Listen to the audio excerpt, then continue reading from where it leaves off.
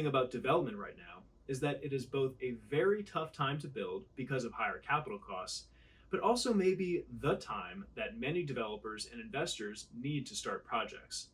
We know, easy for us to say, especially as the Fed signals that rates are likely to stay high for longer and as the 10-year Treasury rate peaks above 4.5% again.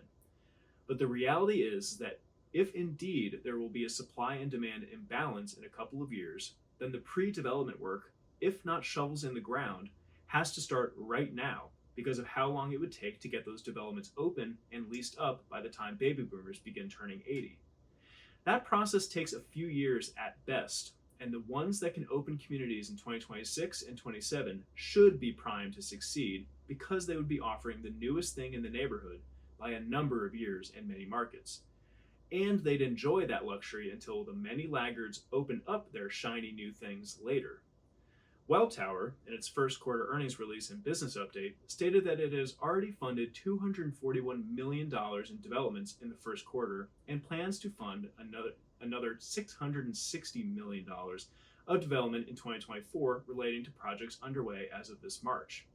Because of its size and lower capital costs, Welltower is one of the players best suited to development these days, and we could see a much larger development figure from it in 2025.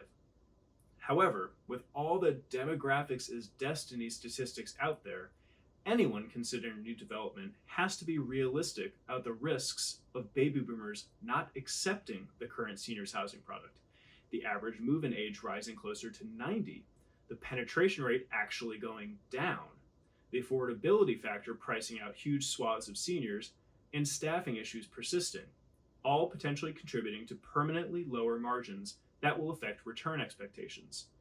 There are also plenty of good deals available on the M&A market too, right now, and potential conversion projects of older SNFs and AL buildings, or even vacant office spaces. If development were so easy, everyone would be doing it. But it is important that not everyone will be doing it. Look out for this month's issue of the Senior Care Investor to read more about it.